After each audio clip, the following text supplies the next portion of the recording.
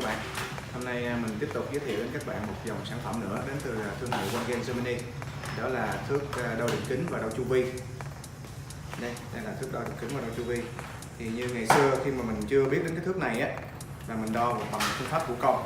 Đó là mình lấy cái thước may đo á, đó là mình quấn quanh cái vật mình cần đo.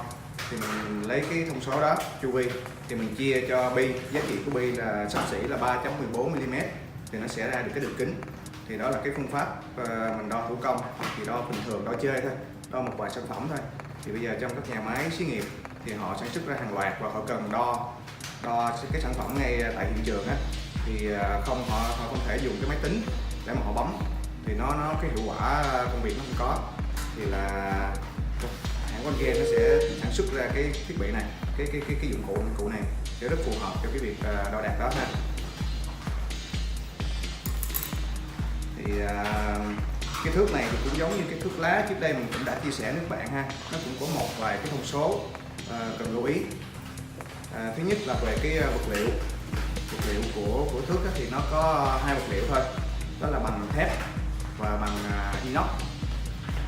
Thì thường các nhà máy sử dụng cái thước này á, là vừa dùng trong cái môi trường là đặc biệt là bụi bặm với lại dầu mỡ nhiều, thì cái độ mài mòn nó cao á, nên là họ dùng thường là vật liệu bằng inox là nhiều. Thì nên là mình có sẵn ở đây là tất cả ở đây là vật liệu bằng inox. Tiếp theo nữa là về phương pháp cắt. Thì giống như cái thước lá lúc trước mình chia sẻ rồi á, thì nó có hai cái phương pháp cắt. Phương pháp cắt thứ nhất là phương pháp cắt bằng laser, và phương pháp cắt thứ hai là phương pháp cắt bằng ăn mòn axit. Thì cũng giống như là cái thước lá thôi, thì phương pháp cắt bằng laser thì nó mịn và nó đẹp hơn, nhưng mà nó không có bền bằng phương pháp cắt bằng ăn mòn axit. Ăn mòn axit thì nó phù hợp trong môi trường làm việc có nhiều bụi bặm. Về thang đo của cái thước đo đường kính và đo chu vi này á, thì nó có rất là nhiều thang đo. Thang đo thấp nhất là 20 mm về đường kính nha, còn thang đo lớn nhất là nó tới là 3,5 m nha các bạn. Đây mình cắt thử một cây cho các bạn xem ha.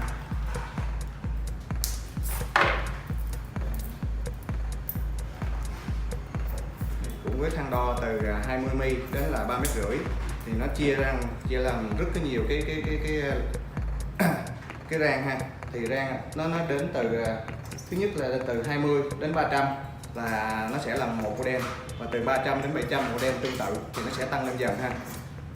Thì do cái loại này là nó là sản xuất bằng thép, bằng inox và có thể uốn cong được, nên là cái đường cong mà nhỏ nhất nó có thể uốn được là chỉ được 20 mm thôi nha các bạn.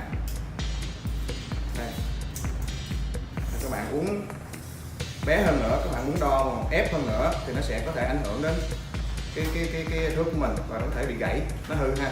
Nên là khuyến cáo của hãng là nhỏ nhất là 20 mm là thấp nhất. Còn khi mà các bạn mua cái thang đo từ 300 đến 700 chẳng hạn, mà các bạn muốn đo 200 thì các bạn sẽ é cái thước nó, thì cái tính kính công cho phép đó, nó chỉ tính thấp nhất là 300 thôi. Các bạn kéo nó ép nó nữa thì nó sẽ làm hỏng cái thước của mình ha. Cái điều đó các bạn lưu ý. Và về cái giá trị đọc trên thước ha, do cái thước này là nó vừa đo được đường kính và vừa đo được chu vi, nên là nó có hai giá trị đọc. Phía trên á là giá trị đọc đường kính, phía dưới là giá trị đọc chu vi. Thì các bạn cứ kéo cái thước thì các bạn sẽ đọc được giá trị ngay tức thì luôn ha, mình không cần phải bấm máy tính mình chia nữa. Còn về hệ đọc của cái thước này là có hai hệ, giống như thước lá vậy đó, vừa hệ mét và hệ inch.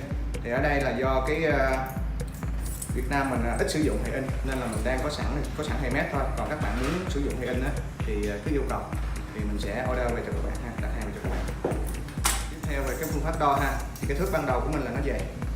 Khi mình đo thì mình luồn nó vào cái khe này ha, luồn vào đây, rồi mình làm nó qua một cái khe thứ hai, rồi bắt đầu mình kéo. Khi mà mình đo được bán kính nhất định rồi á, mình sẽ đọc cái giá trị trên đây. Thì cái vạch đầu tiên ha, đầu tiên là mình đọc ngay cái vạch đầu tiên luôn. Thì mình sẽ ví dụ mình đo trên cái xi lanh này ha, mình sẽ kiểm tra cái đường kính xi lanh nó là bao nhiêu. Đây, các bạn lồng vào đây ha, các bạn kéo. Đây, khi mà kéo cứng tay rồi thì các bạn đọc giá trị. Đây, mình sẽ đọc trên cái vạch này. Thì nó là 107 ly ha, đường kính là 107 ly. Còn mình muốn đọc giá trị chu vi thì mình đọc dưới đây, nó là 331 ly. Đây, mình kéo vừa cứng tay là được nha các bạn. Rồi xong mình lấy ra, rồi mình đọc giá trị được ngay tức khắc.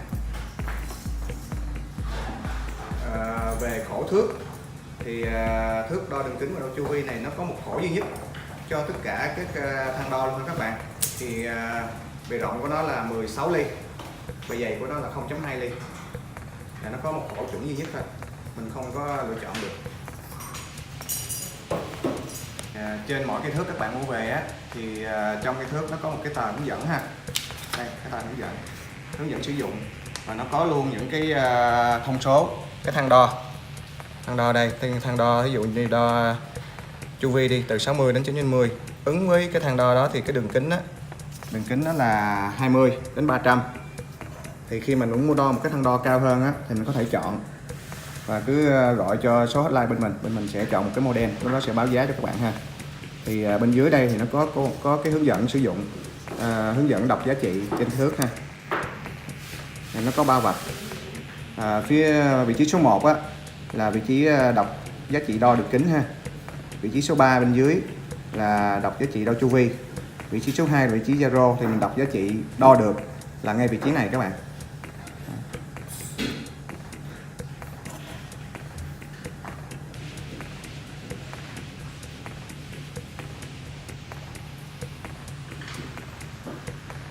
Đây là cái thước thực tế mình đang cầm, thì là vị trí 0 thì các bạn đọc giá trị là các bạn đọc giá trị ngay đây ha.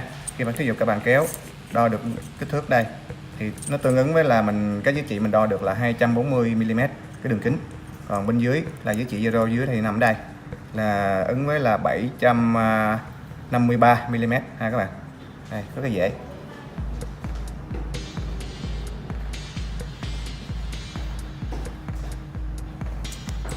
Tóm lại cho cái thước đo đường kính và chu vi này á, thì nó có về hệ đọc là có hệ mét và hệ inch.